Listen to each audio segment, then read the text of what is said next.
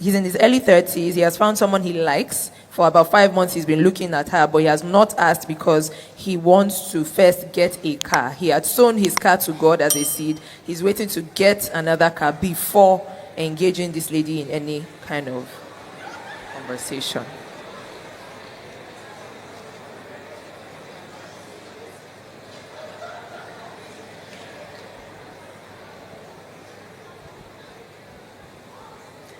All right. You know, it's very hard to give financial advice when it pertains to marriage. And the reason is this. The fact that you don't think finance is such a big deal doesn't mean there aren't many ladies who think it's a big deal. Our culture is so brainwashed that we don't even know how to pick. And that's what I said in passing when I was preaching. When I said that unfortunately it's harder to have a happy home. You know, you don't realize, gone are the days when you just needed a woman who could be a homemaker, who loved you, who cared about you. Now, there are many more requirements. You want someone who can have intellectually stimulating conversations with you, who can support your business, who is maybe like a partner in your enterprise and things like that. Our desires are a lot more sophisticated. Now you want a car and someone else maybe wants a lot of money.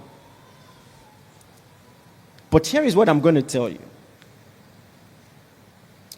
I believe with all my heart, and there is statistics to prove, that he that finds a wife finds a good thing and obtains favor from the Lord. It is a statistic fact that married couples do significantly better financially than single people. Statistics. Significantly better. I think better by 60%. Apart from the logical reasons like now you're sharing the rent and sharing some other things, I personally believe there's a spiritual dimension to these things. And I look at my own life. How much was I earning when I got married? I think 60,000. My wife was earning 40K. Don't try this at home. And as if that was not bad enough, 2 months after the wedding, the Lord asked me to resign. You know, and so I came on board this ministry. This ministry started paying me 50,000 as a married man. So, you know, that's why I say jokingly that if the Lord is blessing me now, you're angry, God may punish you.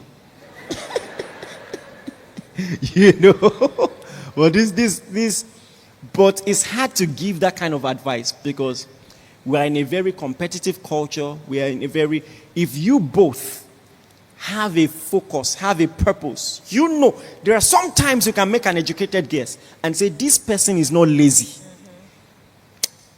Bad as a bad, with this kind of priorities, it will only be a matter of time. I won't go hungry. So, we can do it now.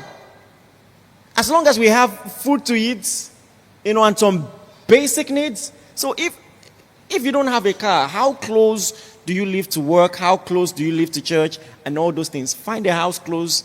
And I think there are ways around it. But then again, that is up to you. That is up to you. Because by the time you are finished waiting to buy a car, don't think the lady will wait for you. Okay. Boys are not smiling. I'm just telling you. You know, so why miss? And I think, you know, just ask out. Maybe this is even a good opportunity for you to know the kind of lady you are dealing with.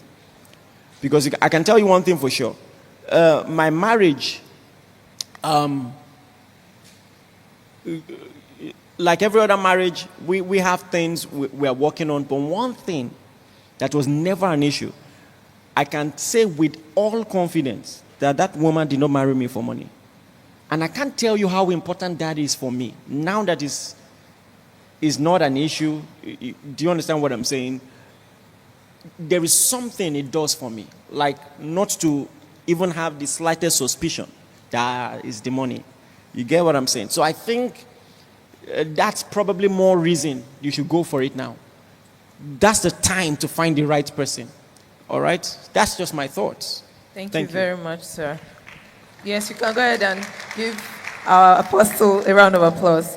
The next